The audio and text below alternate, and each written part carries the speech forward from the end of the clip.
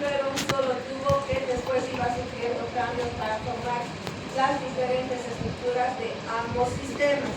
¿Sí? Entonces vamos a dividir el aparato respiratorio en vías respiratorias altas y en vías respiratorias bajas. Vías respiratorias altas, ¿qué va a ser? A ver.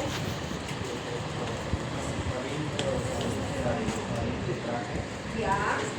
Entonces nosotros más facilito.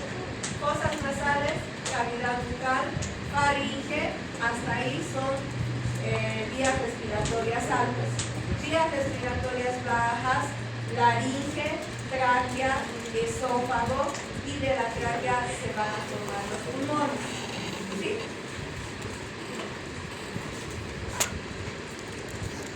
Entonces tenemos los órganos del tracto respiratorio inferior, laringe, tráquea, bronquios y pulmones. ¿Sí? ¿Por qué hace rato he dicho esófago? Porque a un inicio la tráquea y el esófago viene siendo un solo tubo. Entonces ese tubo tiene que separarse y vamos a ver esa formación de la laringe. Ahora, ¿cuál es el límite entre la faringe y la laringe?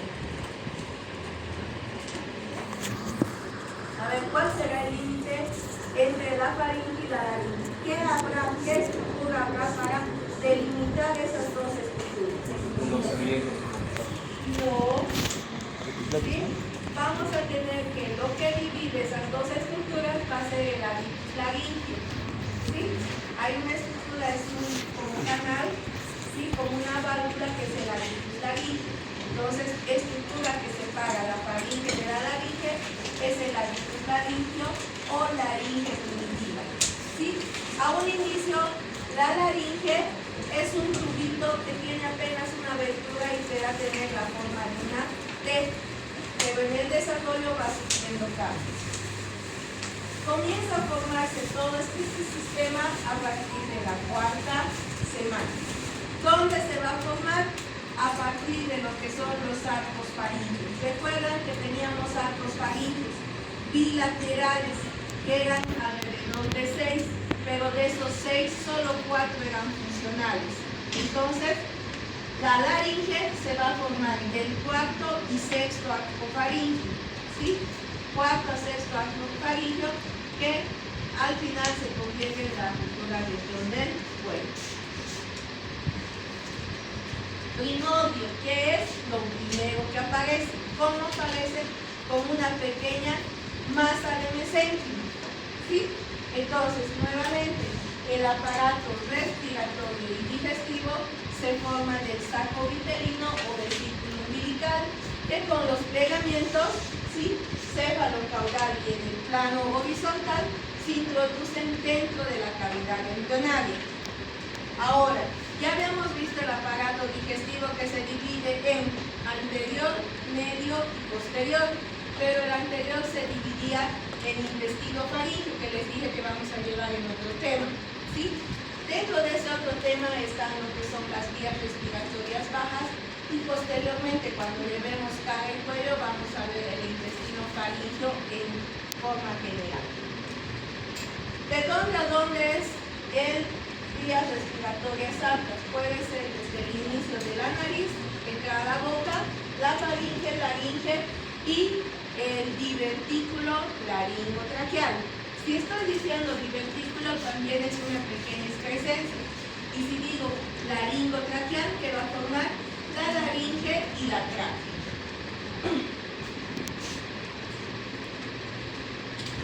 Cuarta semana de desarrollo, todo lo que es laringe, tráquea, bronquios y pulmones, su revestimiento epitelial interno es de origen endodérmico, pero también tiene otro origen que va a ser el mesodermo. ¿Qué formaba mesodermo?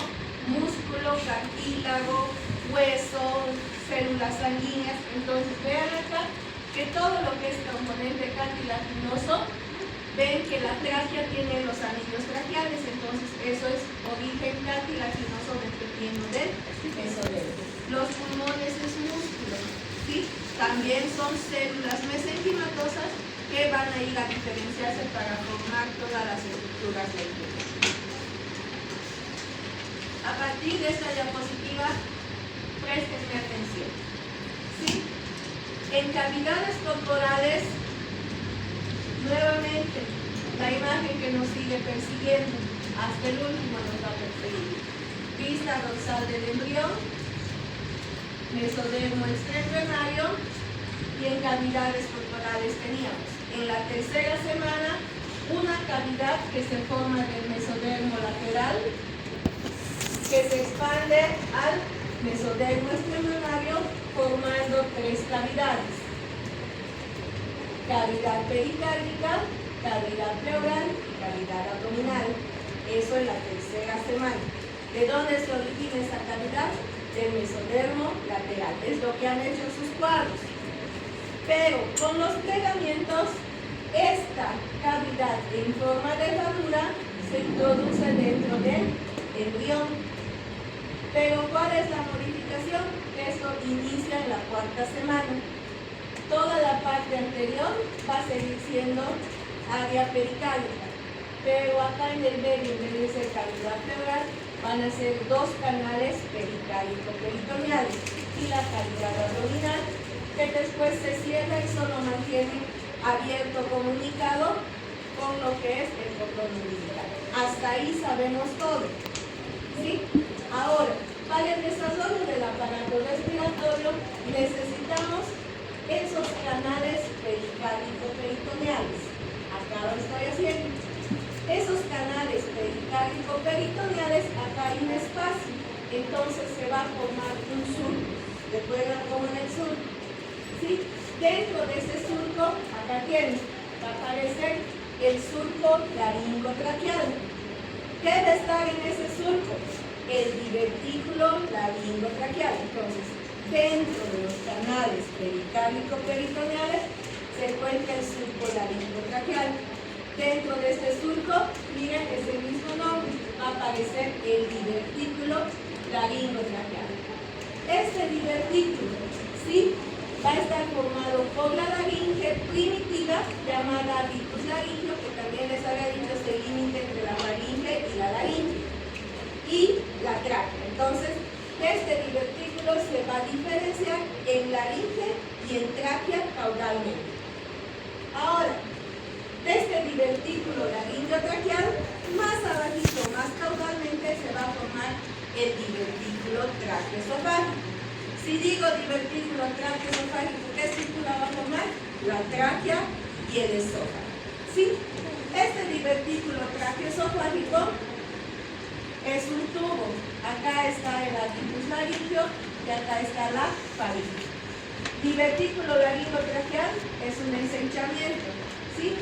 El divertículo traqueoesofágico se continúa como un tubo único, como hace rato les mencioné, que de ese tubo se va a formar la tráquea ventralmente y el esófago por detrás. Entonces vemos, este es el divertículo traqueoesofágico, pero ven, se está dividiendo en tráquea y esófago. Entonces, en la parte superior y en la parte caudal, craneal y caudal, en la parte caudal va a empezar a separarse. ¿Y qué separa esas dos estructuras? El tabique traqueoesofágico. Nuevamente, divertículo traqueoesofágico. ¿Qué va a separar esas dos estructuras por caudal? El tabique traqueoesofágico. Esto comienza siendo un solo tubo, pero ven, acá en el centro, sus paredes se van aproximando. Esas paredes que se aproximan se llaman crestas o pliegues traqueoesofágicos. Entonces, para que dividan estas dos estructuras, necesitamos al tabique traqueoesofágico que esté en la parte caudal y en la parte craneal donde esté el vicus laringio, necesitamos las crestas y pliegues traqueoesofágicos. Cada vez esas crestas y pliegues se van acercando más en ambos sentidos y separan la tráquea por delante y el esófago por detrás. ¿Sí? Ahora, después de la quinta semana empiezan a aparecer los esbozos respiratorios. Después de los esbozos respiratorios van a aparecer los bronquios primarios, bronquios secundarios, bronquios segmentarios, intersegmentarios y los alveolos pulmonares. ¿Sí? Todo eso vamos a ir viendo poquito a poco. Parece trabalenguas. Después, en otra imagen más, vamos a seguir repitiendo hasta que ustedes mismos me vayan diciendo qué es cosa.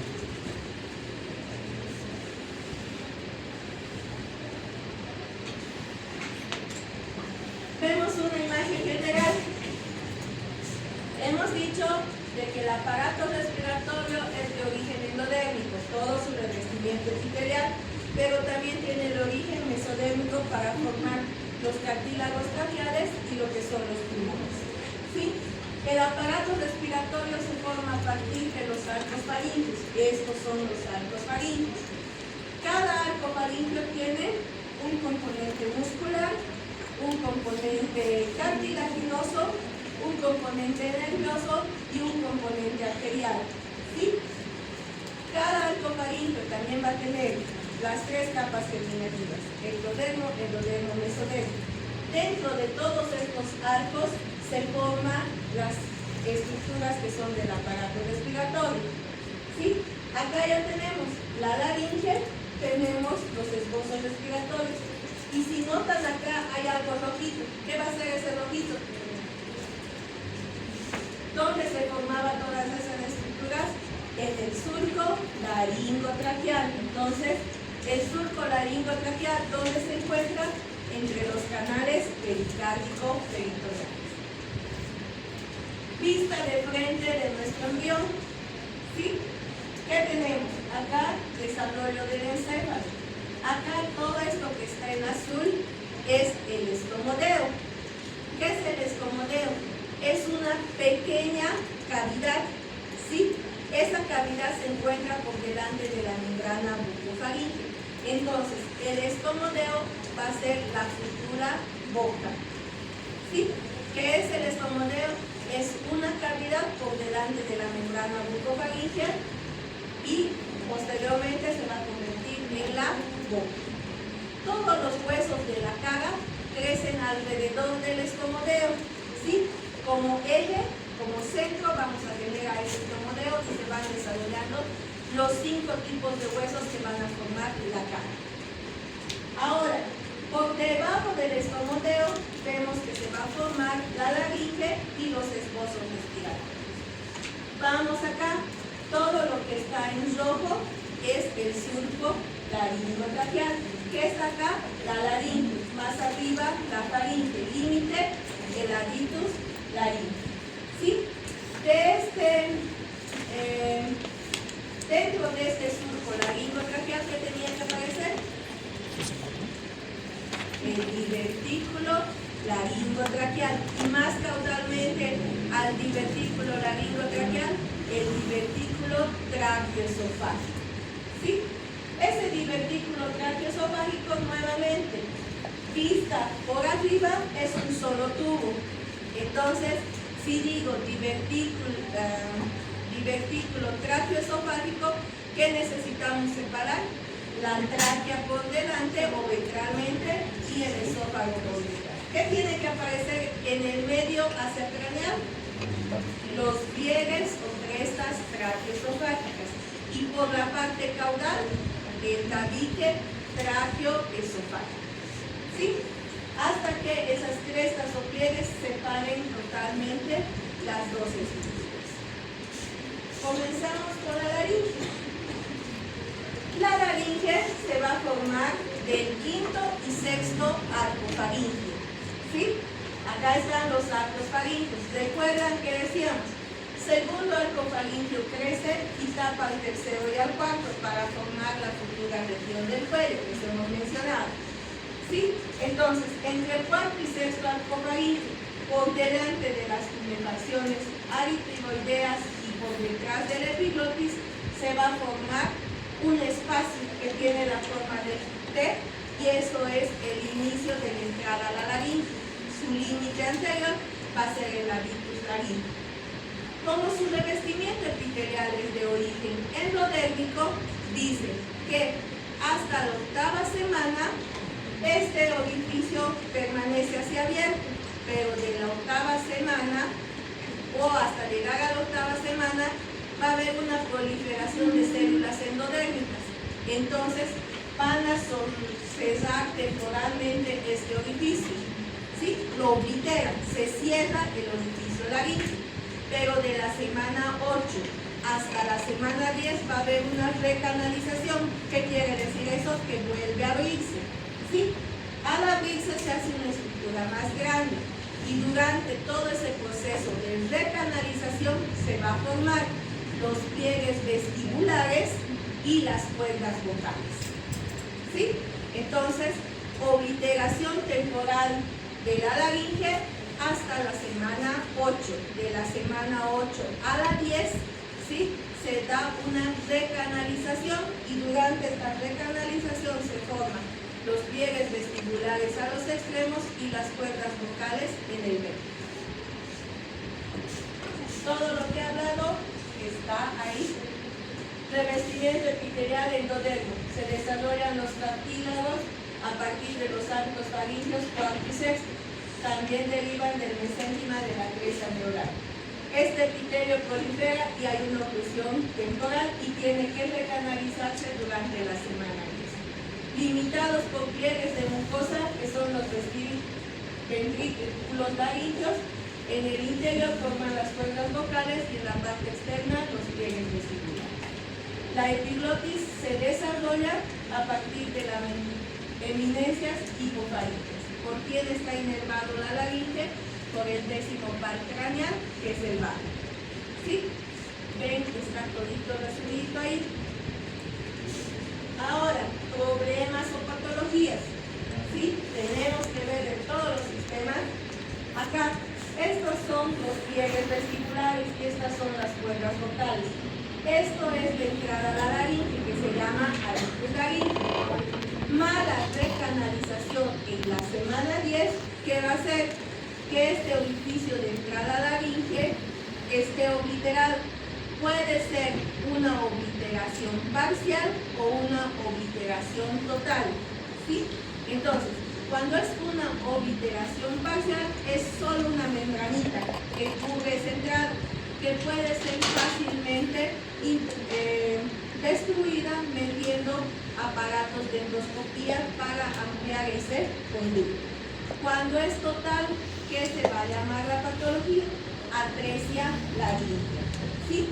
Ahora, una atresia laringea viene acompañada de varias patologías. Puede ser atresia con fístula traqueoesofágica, ¿sí? Vamos a ir viendo las diferentes patologías.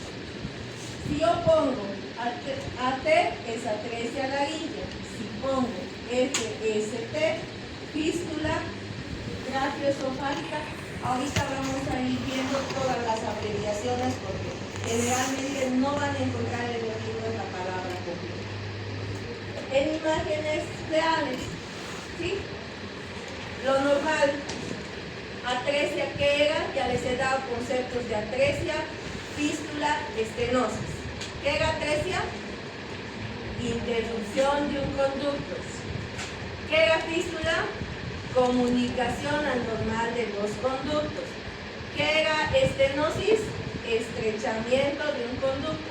Y van a ver que esos tres conceptos nos van a servir para las diferentes patologías que vamos a ir viendo dentro de este sistema. La atresia incompleta, cubierta por una membrana laringe, se debe a la recanalización incompleta y se forma a nivel de los pliegues vocales.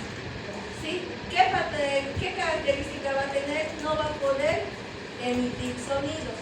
¿Sí? Si es por una membrana, dice que el sonido que emite es como si estuviera soplando. O sea, no va a emitir sonidos, sino unos ruidos como si fuera viento y como si fuera un silbido. Siguiente estructura. Si tenemos a la laringe por encima, por delante, ¿qué teníamos? A la tráquea. ¿Sí? ¿De dónde se forma la tráquea? Del divertículo tráqueo-esofágico.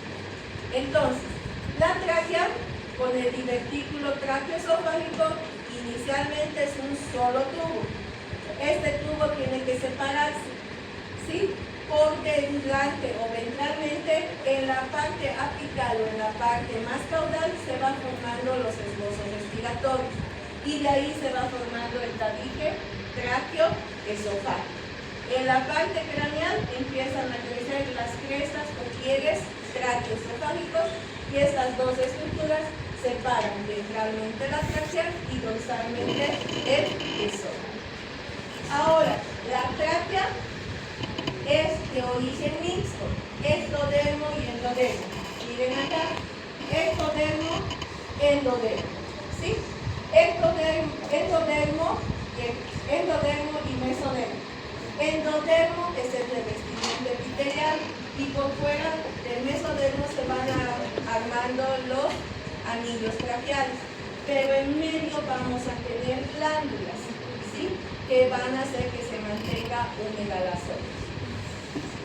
Acá, a medida que se desarrolla el esbozo pulmonar, se separa del intestino primitivo anterior, formando la tráquea y 12 vaginaciones que van a ser los esbozos de los pulmones. El epitelio se origina interno del endodermo, del tubo laringotraqueal, incluyendo a sus glándulas. El cartílago, tejido conectivo y músculos provienen del mesodermo esplácnico. Recuerdan que tenemos mesodermo esplácnico, que cubre directamente una víscera, y mesodermo visceral, que está en las paredes corporales. Por eso es que llevamos en esa secuencia. Ahora, para la práctica, no me van a hacer lo que es cara y cuello. Van a saltarse la guía hasta encontrar respiratorio, ¿sí? No voy a revisar cara y cuello porque no vamos a avanzar aún. Entonces se saltan a lo que es aparato respiratorio. Para mañana tienen que dar examen y para mañana de este tema, cada dos me van a hacer en clases después del examen, me van a armar un crucigrama, pero ustedes, ¿sí? Con ayuda de su libro van a hacer un crucigrama, o sea, les voy a obligar a que lean el libro para que elaboren preguntas y organicen, ¿sí? Es otra forma de aprender. Entonces, ese va a ser su trabajo en aula. Y para la siguiente semana yo ya también voy a traer mi crucigrama para que ustedes resuelvan. Hacen la guía. Claro, ahí ya van a empezar a repasar. Patologías.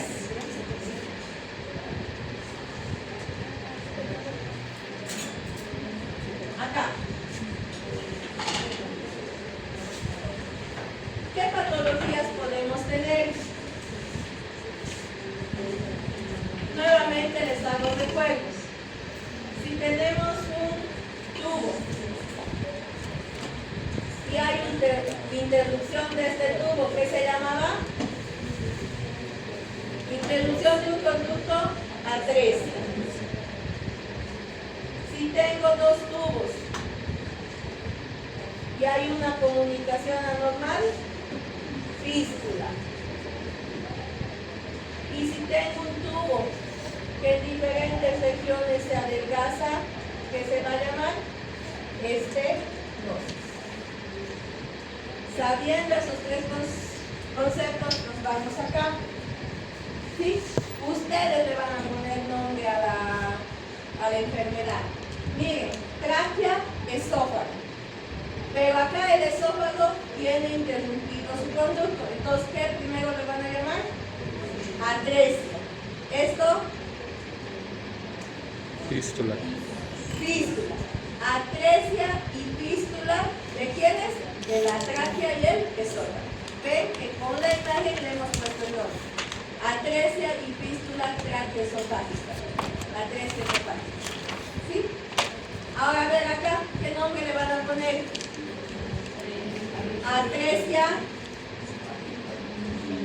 doble esofágica. A este, ¿qué le van a poner? Doble fístula.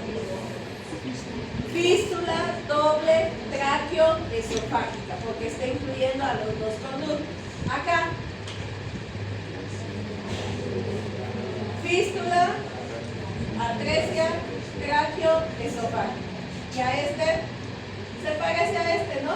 Pero con la diferencia de que están separados. Entonces, fístula doble, tráqueo-esofágica. Fístula doble, tráqueo-esofágica. ¿Sí? Ahora, puede resultar que dice atresia esofágica con o sin fístulas. ¿Sí?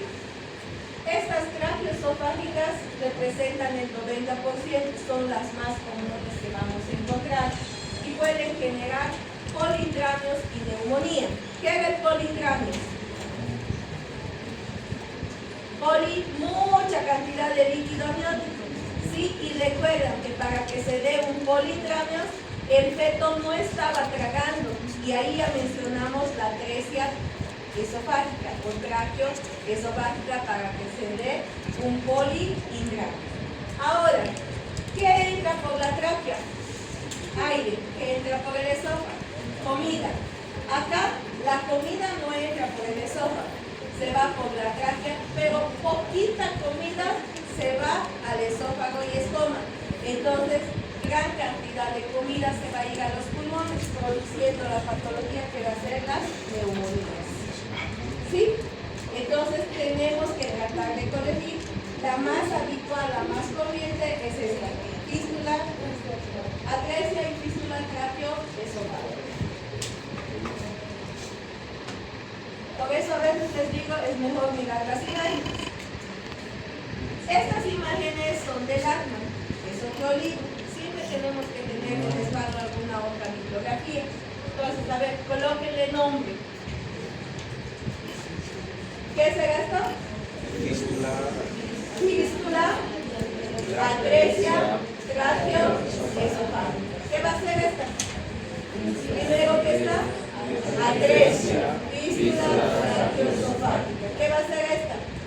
Fístula doble traqueoesofágica. ¿Y acá? Fístula traqueoesofágica. ¿Sí? ¿A qué lleva todo esto? A neumonías. Ahora acá.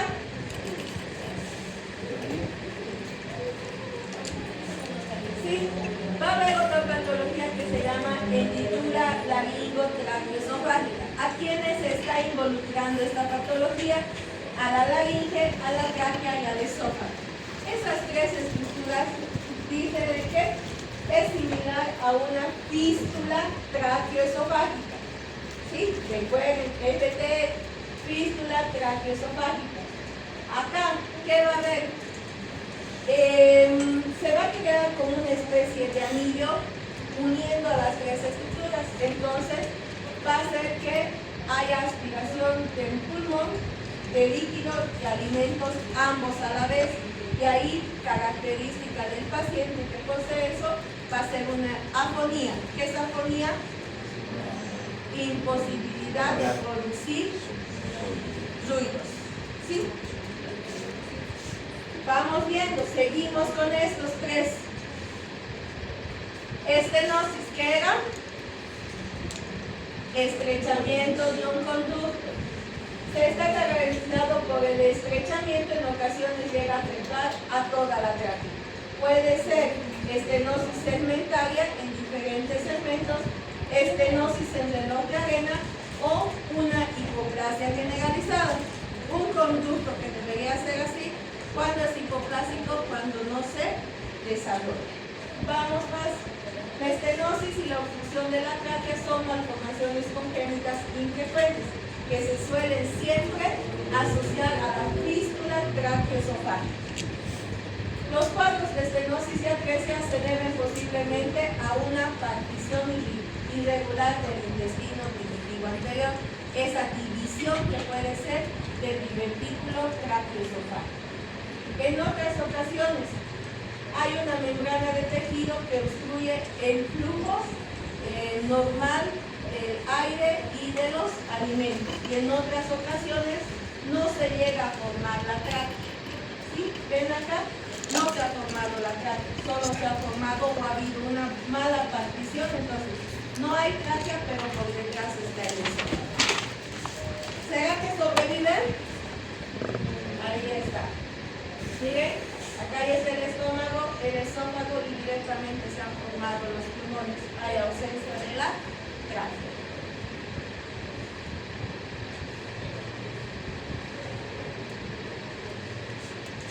Vamos ahora al desarrollo de los bronquios y de los pulmones.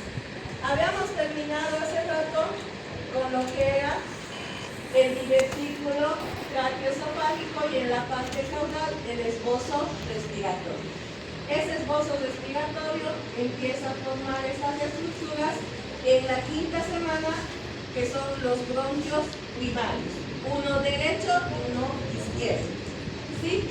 A la sexta semana, estos bronquios primarios van a dar o van a originar los bronquios secundarios. ¿Qué otro nombre reciben los bronquios secundarios? Lobares. Muy bien. ¿Por qué lobares? Porque hay 1, 2, 3 lóbulos en el pulmón derecho y 2 lóbulos en el pulmón izquierdo. Entonces tenemos yemas pulmonares, bronquios primarios, bronquios secundarios o lobares en la sexta semana. Séptima semana, ¿sí? Estos bronquios lobares dice que empiezan a tener ramificaciones. 10 nuevas ramificaciones en el pulmón derecho y de 8 a 9 en el pulmón izquierdo.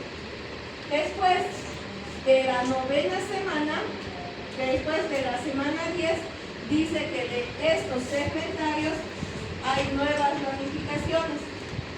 Generalmente son 17 más ramificaciones y esos van a ser los bronquios intersegmentarios. Estos 17 niveles nuevos que se forman van a terminar formando los bronquiolos respiratorios.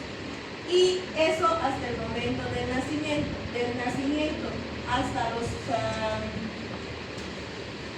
hasta la semana 24 se van a formar 7 niveles más de ramificación y otros cuantos después del nacimiento hasta la edad de los 8 años.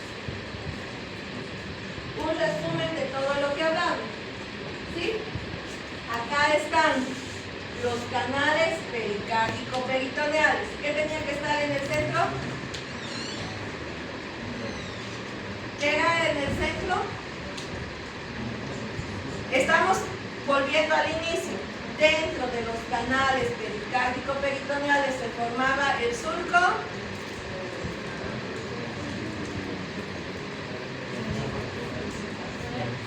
¿Qué surco?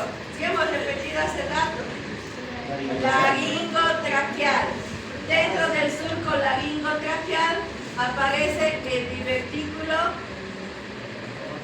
traqueoesofágico. El divertículo traqueoesofágico que tiene que dividir la tráquea del esófago. Y para eso, ¿a quién necesita? Al tabique traqueoesofágico, a las crestas o pliegues traqueoesofágicos. ¿Sí? Entonces tenemos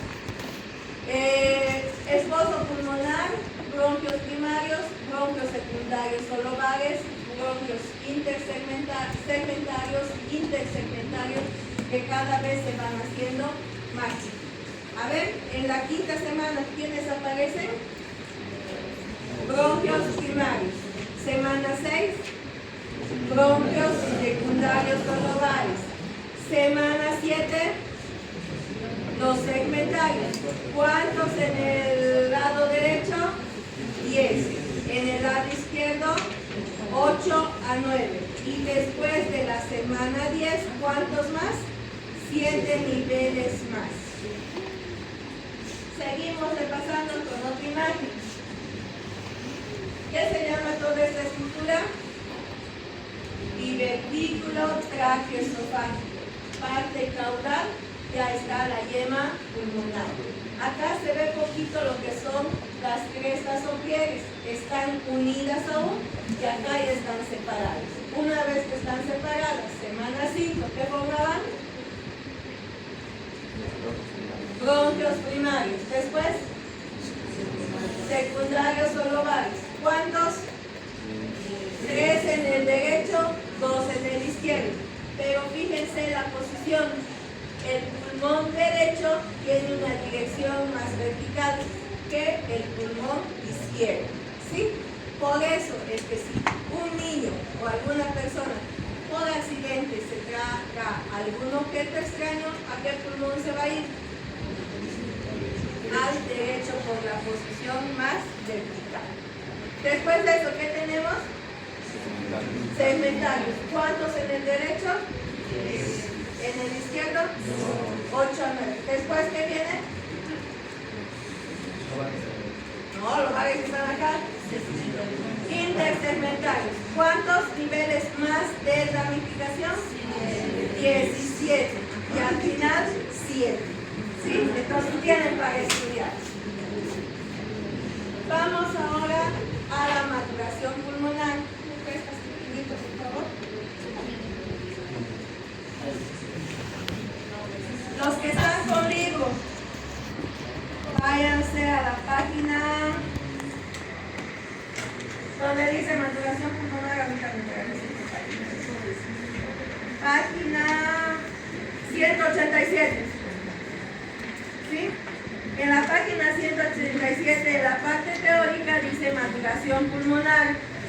Pero miren, la maturación pulmonar empieza en sus libros. Pseudoglandular, después canalicular, sacos terminales y etapa alveolar. Pero las fechas están mal en el libro. ¿Sí? A ver, vean. Pseudoglandular, acá está 6 a 16. ¿Allá cuánto está? 5 a 17. Acá, de 17 a cuánto. Corrijan su libro con estas fechas. ¿Sí? Está mal, ¿ven? Este también.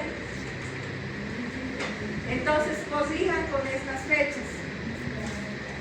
¿Por qué les digo que está mal? Si van ahora a la imagen de arriba, lo que está histológicamente coincide con lo que está ahí. ¿Sí? Entonces, las imágenes coinciden con lo que yo les estoy mostrando y no coinciden con la parte teórica.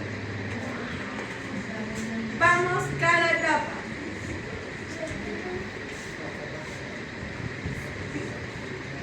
Igual lo tienen en las imágenes, en los dibujitos están esas fechas. En estos dibujitos están las fechas. Y ese dibujito también lo tienen en sus libros. Solo corrijan en la parte teórica. ¿Ya? Etapa pseudoglandular. ¿Qué quiere decir pseudoglandular? Es una falsa glándula. ¿Sí? Acá vamos a tener a los bronquiolos terminales. ¿Sí? Que son estos. Esos bronquiolos terminales tienen un revestimiento. Ahora, acá en el tejido conjuntivo se van a encontrar células sanguíneas, ¿sí? O tejido conjuntivo con capilares o células sanguíneas. Tienen todos los elementos del aparato respiratorio, excepto los que van a hacer una buena respiración, el intercambio de gases. No hay eso. ¿Sí? Ahora, seguimos. Segunda etapa y la más importante es el periodo canalicular. ¿De cuándo a cuándo va? De la semana 16 a la 26. Tenemos los bronquios terminales, pero estos van creciendo y van a formar los sáculos terminales. La vascularización aumenta, ¿sí? Y cada vez se van acercando más. Esta membrana que les había mencionado está formada por dos tipos de células, que son los neumocitos tipo 1 y los neumocitos tipo 2. Neumocitos tipo 1 es una delgada capa de células planas y neumocitos tipo 2 son más gruesas de tipo cúbicas. Entonces, neumocitos tipo 1 van a hacer que haya ese intercambio de gases. Y los neumocitos tipo 2 van a ser los que produzcan una sustancia que se va a llamar surfactante. Surfactantes solo producen los neumocitos tipo 2. Ahora, estos neumocitos empiezan a aparecer en la semana 21, pero sin producir surfactante. Recién al final de este periodo comienza la producción en cantidades de surfactante. ¿Para qué sirve este surfactante? Este surfactante sirve para evitar el colapso pulmonar. ¿Qué es el colapso pulmonar? ¿Sí? Nuestros pulmones del feto están llenos de líquido. Entonces, cuando nace, entra aire. Esa presión del aire con el líquido van a hacer de que a un inicio los alvéolos empiecen a hacer esto. se inflan y desinflan, inflan y desinflan. Pero como no tiene surfactante, cada rato sus paredes se van a ir pegando. Es como cuando inflamos un globo varias veces, sus paredes van colapsando. Entonces es el colapso pulmonar. Los neumocitos tipo 2 van a evitar que esos pulmones o alveolos colapsen. Entonces son importantes a partir de la semana 26, pero un feto puede sobrevivir a partir de la semana 24, ¿sí? Ya hay neumocitos, pero no en cantidades suficientes. Entonces se tiene que hacer una maduración pulmonar. La maduración pulmonar sería introducir surfactante, pero en el mercado no se consigue surfactante, pero pueden ayudar los corticoides a elaborar ese surfactante para evitar el colapso pulmonar. Entonces, un feto que ya está a punto de nacer, porque podría tener problemas de eclampsia o preeclampsia, sí hay que hacerlo nacer rápido. Y para eso se hace esa maduración pulmonar con corticoides. Le damos la probabilidad de que sobreviva. Pero ¿quiénes son más resistentes para sobrevivir? Las mujeres. Los hombres tienen poca capacidad de sobrevivir a esa etapa estacional. ¿Sí? Vamos, la siguiente. Sacos terminales. ¿Qué teníamos primero? Bronquio terminal. Sacos terminales. Y estos sacos terminales terminan como bronquiolos respiratorios, esos que se inflan y desinflan. Como ven, los capilares cada vez aumentan más y se acercan a esas paredes de los alveolos pulmonares. Entonces, ahí ya se da el verdadero intercambio de gases y aire, sangre, aire. ¿Sí? A esta etapa estacional van aumentando más en cantidad lo que son los neumocitos tipo 1 y tipo 2. Mayor probabilidad de sobrevivir, ya sea varones o mujeres. Acá, periodo alveolar de la semana 32 hasta más o menos los 8 años de edad. Sigue formándose, ¿qué va a ser? Mayor vascularización, mayor producción de neumocitos tipo 1, tipo 2 y mayor producción de surfactante. Entonces, todo a partir de esto aumenta. ¿Cuál es el más importante para que pueda sobrevivir? La segunda etapa, que es la canalicular. Todo lo que he hablado, su resumen. ¿Sí? Pseudo glandular de la 6 a la 16. Parece una glándula. Se han formado todos los elementos de los pulmones, excepto en el intercambio de gases. La respiración es imposible, poca vascularización. Difícil de que un feto sobreviva a esa edad. Canalicular de la 16 a la 26. Aumenta la luz bronquial, más vasos sanguíneos. A partir de la semana 24, los bronquios terminales darán 2 o más bronquiolos respiratorios. La respiración es posible en esta etapa por los sacos terminales y por el aumento de la vascularización. Semana 26. Ahí estamos helados, porque más adelante dice que a partir de la semana 21 empiezan a aparecer los neumocitos, pero sin funcionalidad. Recién a partir de la 26, por eso dice, aparecen los neumocitos, porque ya empiezan a producir el surfactante y son aptos para el intercambio de gases. Sacos terminales del 26 al nacimiento. El epitelio se adelgaza mucho, hay más vasos sanguíneos cerca de los sacos terminales, se forma la barrera sangre-aire y siguen proliferando los neumocitos. Examen, a ver. ¿Qué se llama esto? Solo con ver. Divertículo tráqueo-esofágico. Abajo, tabique tráqueo-esofágico. Al centro el cráneo. Crestas o pliegues tráqueo-esofágicos. En la parte caudal de la tráquea, antes de que se separen, empiezan a aparecer los esbozos respiratorios. Esbozos respiratorios van a formar primero bronquios primarios, después secundarios o lobales, después segmentarios. ¿Cuántos en este? 10. Y en este 8 o 9.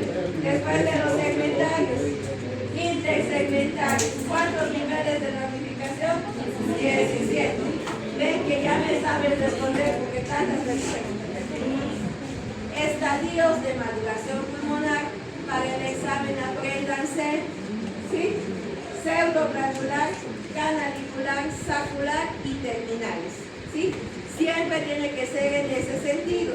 Entonces, cuidado que primero estén diciendo sacular, terminales, pseudoglandular. Tiene que ser en sentido ascendente. Pseudoglandular, falsa glándula. Tenemos los, ¿qué son?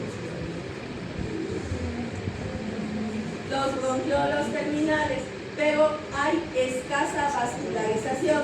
Tiene todos los elementos de los pulmones, exceptuando el intercambio de gases. Canalicular era de la semana 16 a la 26. ¿Sí? Aumenta la vascularización, sus paredes se van adelgazando, empiezan a aparecer los neumocitos. Tipo 1 y tipo 2, ¿qué semana aparecen? 21. Pero qué aclarado he dicho, aparecen en la semana 21, pero en la semana 26 se los pone como si estuvieran apareciendo porque recién empiezan a producir surfactantes. ¿Sí? Sacular o sáculos terminales. Estos sáculos terminales dice que van a formar los alveolos respiratorios. Estos se van a acercar más la sangre, ¿sí? Los capilares, y sus paredes se adelgazan y siguen proliferando lo que son los neumocitos. La última etapa, alveolar. Sigue adelgazándose, siguen proliferando los neumocitos y ahí vamos a tener la membrana alveolo-capilar, que es una barrera de difusión pulmonar. Esta es así como funcionaba la barrera placentaria, porque también nos compara, es selectiva, solo deja pasar ciertos elementos o ciertas estructuras. ¿Sí? Pregunta de examen, escrito en cambios adaptativos de los pulmones. A un inicio hemos dicho que el surfactante se va a encontrar en los sacos alveolares. Transformación de los pulmones desde una estructura secretora, sea llena de líquido, hasta capaz de realizar el intercambio de gases en el momento del nacimiento. Una vez que ha nacido, va a haber la circulación sanguínea pulmonar y una sistémica paralela. Todos sus órganos van a empezar a funcionar con una función específica. Acá, un resumen de lo que son neumocitos. Neumocitos tipo 1, células planas. Solo es una capa delgada de neumocitos tipo 1. ¿Cuál es su función? Intercambio de gases. Neumocitos 2, células cúbicas llenas de fosfolípidos y proteínas. Liberan una sustancia tensioactiva llamada surfactante. A la semana 20 y 22, pero solo liberan cantidades suficientes, ahí está Espinosa, 26, por eso se dice que aparecen a partir de la 26, pero aparecen funcionalmente, ¿sí? Empiezan a aparecer de poquito a poquito a partir de la semana 21. Pregunta también que me gusta hacer esta pregunta. Miren acá. En el momento del nacimiento nuestros pulmones están llenos de aire, ¿sí? Y de líquido amniótico, hasta aproximadamente la mitad de la capacidad de los pulmones. Entonces, ese líquido amniótico, ¿de dónde viene? De la cavidad amniótica de los propios pulmones, y se recuerdan que entre el endodermo y el mesodermo de la tráquea habían glándulas, entonces estas también van a formar líquido. Ahora, todo este líquido existente en los pulmones se elimina por 3 días. ¿Recuerdan en el proceso del parto? ¿Qué salía primero? La cabeza. ¿Qué teníamos que hacer con la cabeza? Ligarla, para que salga un hombro y otro hombro. Entonces, en el parto vaginal, ¿qué hacemos cuando están pasando los hombros? Apretamos a los pulmones y de esa forma sale el líquido. Entonces, ¿Por qué recomiendan siempre que sea parto vaginal? Por eso, ¿sí? Cuando nacen por cesárea, ¿qué hacen? Lo echan con su cabeza abajo, le hacen con unos peritas para poder sacar todo ese exceso de líquido o de moco. Si no, también se los pone boca abajo y se le da un golpecito para que con el lloriqueo bote también, ¿sí? Hacia las arterias, venas y capilares y hacia los vasos biliares. Son las tres formas de eliminar el líquido de los pulmones. Otro que me gusta preguntar en el examen, pero yo no hago solito el examen, ¿sí? Factores para un buen desarrollo pulmonar. Recuerden que si hay cantidades suficientes de líquido amniótico, el feto se movía, podía desarrollar musculatura y también va a desarrollar la caja torácica. Entonces, si hay una buena caja torácica, hay un buen desarrollo pulmonar, ¿sí? Y para eso necesita suficiente cantidad de líquido amniótico, cavidad torácica de tamaño suficiente, y esto para hacer los movimientos fetales respiratorios. Cualquiera de esas tres últimas que he mencionado puede entrar al examen. Con eso, facilito. Han repetido. Parece difícil a un inicio porque es como trabalengua, pero ahora vamos a ver patologías.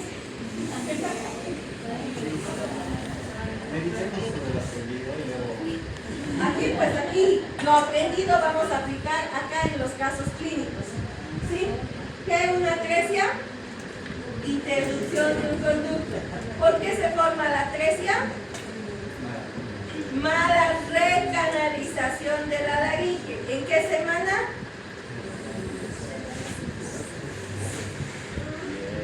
10. En la semana 10 hay la recanalización. Durante la recanalización, ¿qué se forma? Cuerdas vocales y los pliegues vestibulares. Recanalización incompleta. Va a ser una atresia incompleta. ¿Por qué va a estar cubierta el orificio laringeo? Por una pequeña membrana. ¿Sí? La atresia incompleta se debe a la recanalización incompleta de la laringe durante la semana 10. Esta membrana laringea se forma a nivel de los pliegues vocales y da lugar a una obstrucción parcial de las vías respiratorias.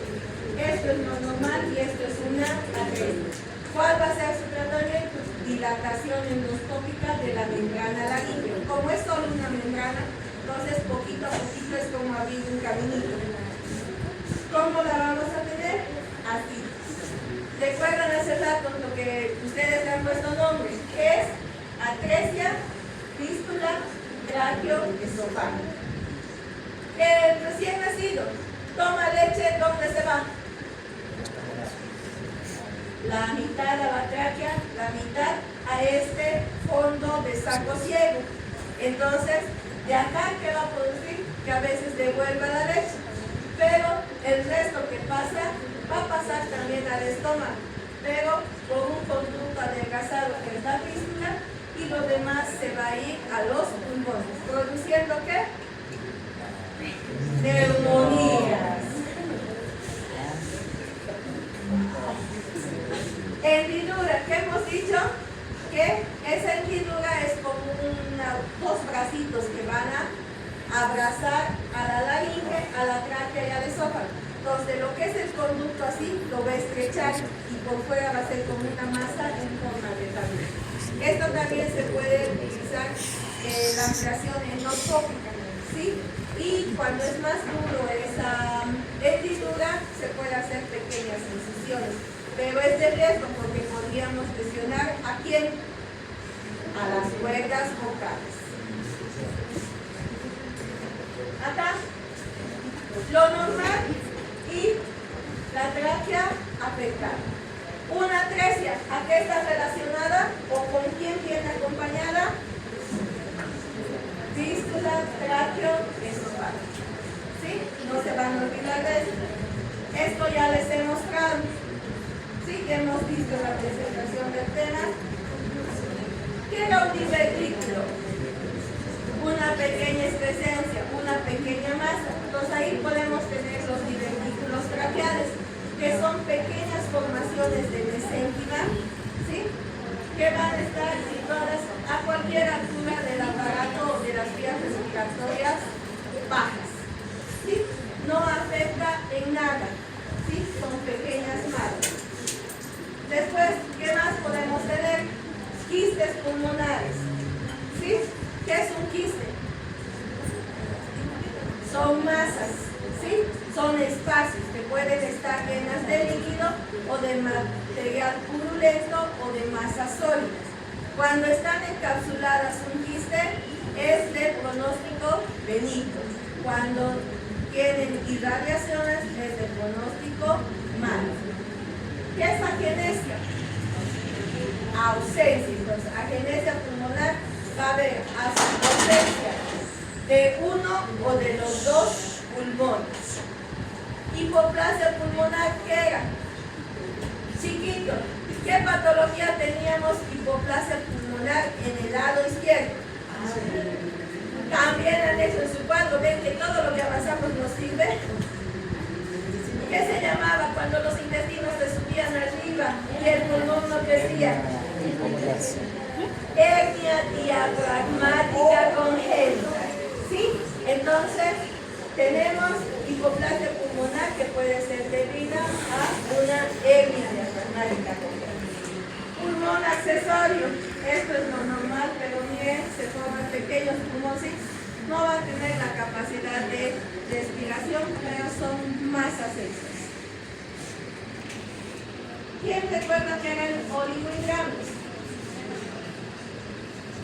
De antes hemos hablado del polihidratos. Ahora el oligo, poca cantidad de líquido amniótico. ¿Y qué hacía cuando había poco líquido amniótico? No dejábamos desarrollar ni la musculatura ni los pulmones. Y ven cómo viene asociado, ¿sí? Como no se mueve, no desarrollan sus pulmones, no desarrolla su caja torácica. Y también va a haber anomalías en la forma externa. Les había mencionado que oligohidratos daba el síndrome de Potter, ¿sí? Su musculatura, sus partes de sus extremidades van a ser deformes, pueden ser más grandes, más chicos, pero lo que se manifiesta es más que todo en la carita. Ven su perfil, parece de un pajarito, su cabecita va a ser chiquitita y su nariz va a ser como el pico de un ave. Eso es el síndrome de Potter. Una enfermedad común en el recién nacido se llama síndrome de la dificultad respiratoria o síndrome de la membrana hialina. ¿Qué quiere decir esto? ¿Qué es? Es una patología respiratoria que solo da a los recién nacidos. ¿Debida a qué? A la poca cantidad de surfactante. Entonces, hemos visto que los pulmones siguen desarrollándose hasta los 8 años.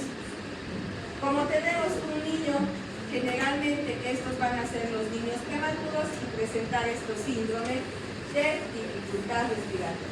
¿Qué factores de riesgo hay? La prematurez, niños prematuros. ¿Qué características va a tener? Asfixia, diabetes materna que está relacionada con esta, ausencia del trabajo de parto. ¿Recuerdan? Trabajo de parto hace que se elimine el aire. Líquido, ausencia de esteroides prenatales. Si ha nacido prematuro, ¿qué hay que hacer? Maduración pulmonar. ¿Sí? ¿A quiénes afecta más? Sexo masculino. Datos clínicos, ¿qué características va a tener? Taquipnea, que es respiración acelerada. Dificultad respiratoria, quejido respiratorio. Van a escuchar.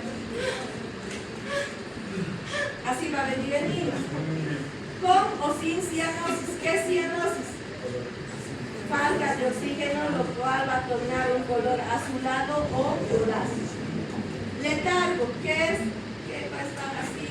Ahorita ustedes están letargados porque han tenido actividad esta mañana, están cansados. Apnea, ¿qué es? Imposibilidad de tragar, dificultad para tragar. Ruidos respiratorios disminuidos cuando se hace la auscultación a los pulmones. ¿Sí? Inicia en el nacimiento o en las primeras horas empeora gasometrías que puede presentar cierta mejoría. Gasometría es para medir la funcionalidad de los pulmones, y acá el dibujito animado. Sus pulmones son chiquitos, por eso dice estoy chiquito. ¿Sí? Como esto afecta al recién nacido, estos van a tener dificultad para poder respirar, por lo tanto también va a haber una presión hacia afuera y para querer todos estos datos clínicos. Niño prematuro es por eso que necesita respiradores artificiales. Se les hace una intubación. Tenemos otra patología. Otra. Síndrome de la obstrucción de vías respiratorias altas. Generalmente el diafragma tiene esta forma de cúpula, ¿sí? Con su concavidad dirigida hacia abajo. El otro, la dificultad respiratoria de vías respiratorias altas, hace que en vez que esté así el diafragma, esté al lado contrario, ¿sí? Entonces miren acá su pechito, ¿sí? Va a hacer que los pulmones trabajen más y acá su estómago, su cavidad torácica, se vaya acumulando líquido. Esa acumulación de líquido se llama ascitis, ¿sí? Entonces, ¿qué es? Vías respiratorias altas podrían estar obstruyendo una membrana, puede haber una atresia, puede haber una fístula. Entonces con endoscopio hay que tratar de liberar y también con la ayuda de medicamentos. ¿A quiénes afecta más? A los varones. Debido